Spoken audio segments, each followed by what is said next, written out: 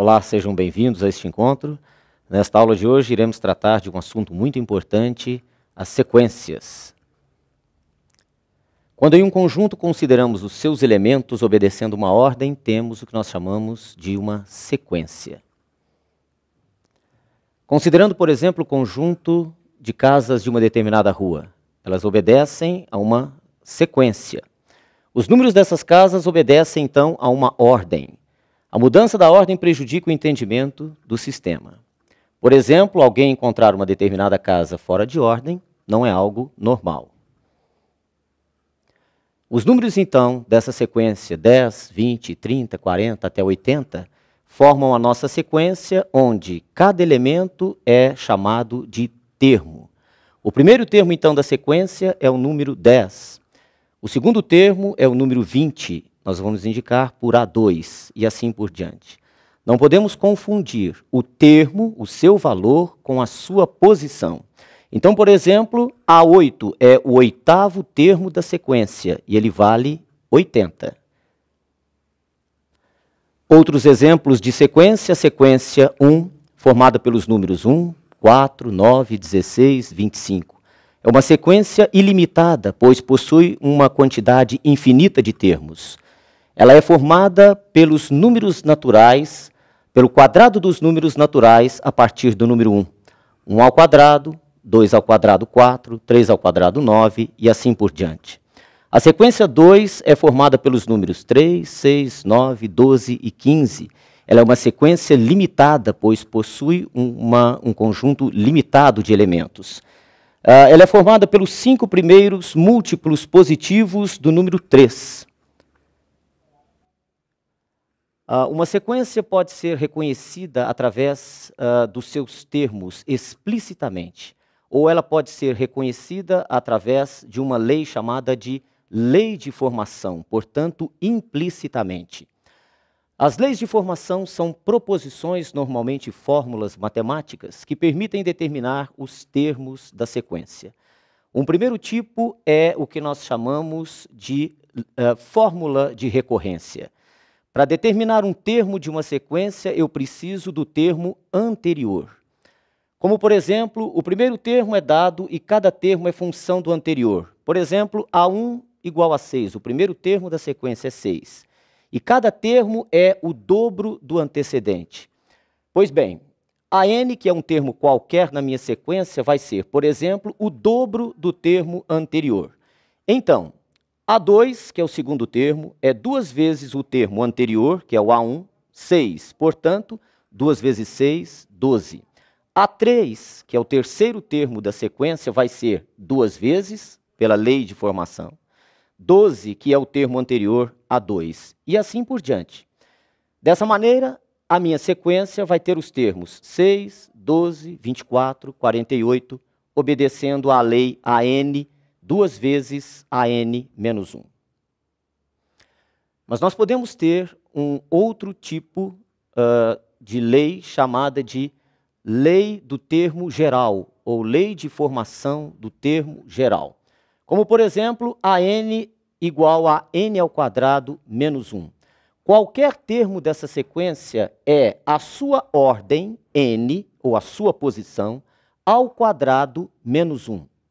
Por exemplo, A1 é o termo da primeira posição, então N igual a 1. Ele vai ser 1 ao quadrado menos 1, portanto, 0. A2 é o segundo termo da sequência, portanto, N igual a 2. 2 ao quadrado menos 1 igual a 3. E assim por diante. Através dessa lei, eu posso determinar, então, qualquer termo da minha sequência em função da sua ordem ou em função, evidentemente, da sua posição. Um tipo especial de sequência numérica é a progressão aritmética. É uma sequência na qual cada termo, a partir do segundo, é igual ao seu antecedente, somado a um valor fixo que recebe o nome de razão da PA, indicado pela letra R. Como exemplo, 3, 7, 11, 15, 19 é uma PA limitada. A razão é o posterior menos o anterior. Portanto, 7 menos 3, 4. Ou 11 menos 7, 4. 15 menos 11, 4. Portanto, qualquer termo subtraído do seu antecedente me dá a razão da PA. A representação geral de uma PA. Nós temos aqui uma PA limitada, ela tem uma quantidade limitada de termos, ou uma PA ilimitada, que possui uma quantidade, então, infinita de termos. Generalizando, a razão da PA é qualquer termo subtraído do seu anterior, AN menos AN menos 1. Nós podemos classificar a PA da seguinte maneira. Se a razão for um número maior do que zero, a PA é chamada de crescente. Como exemplo, 7, 12, 17, a razão é 5, portanto, um número maior do que zero. A PA é crescente. Nós podemos ter uma PA decrescente, onde a razão é um número negativo, como, por exemplo, 8, 5, 2, menos 1, a razão menos 3. Ou a PA pode ser constante, onde a razão é igual a zero. 4 menos 4, 0. 4 menos 4, 0. A nossa PA é chamada de constante. A fórmula geral do termo, fórmula geral da PA pode ser obtida da seguinte maneira. A2 é A1 mais a razão. A3, A2 mais a razão. Só que A2 é A1 mais a razão, somada com a razão, A1 mais 2 vezes a razão. A4 é o termo anterior, A3 mais a razão. Mas A3 é A1 mais 2 vezes a razão, mais a razão, A1 mais 3 vezes a razão. Observe que, generalizando, nós podemos conseguir qualquer termo da PA, pegando o primeiro termo e somando a n-1, que multiplica a razão. De onde vem esse número? Ele vem da subtração da ordem do termo menos 1. n-1, portanto. Essa é a fórmula que não pode ser esquecida. A n é A1 mais n-1 vezes a razão. Com ela você obtém qualquer termo de uma PA, tendo o primeiro termo e a sua razão. Como exemplo, calcular o 30º termo de uma PA, sabendo que o primeiro termo é 15 e a razão é 4. A fórmula do termo geral, nós já conhecemos, temos que A1 é 15, a razão é 4 e a quantidade de termos é 30. Não importa se a PA é ilimitada.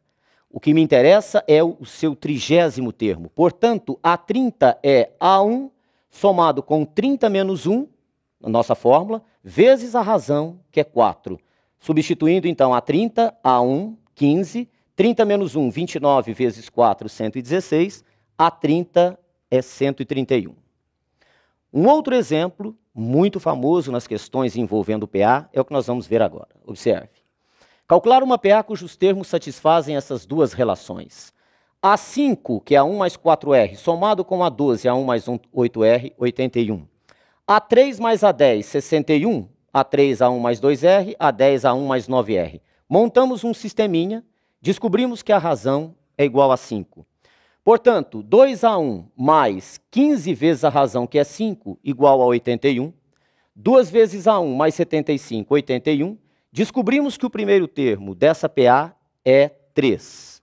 Obtido o primeiro termo, 3, e sabendo que a razão é 5, nós obtemos os próximos termos da nossa PA. 3, 8, 13 e assim por diante. Não percam a nossa próxima aula, onde continuaremos a tratar de PA. Obrigado pela atenção e continue aprendendo com a SENEC.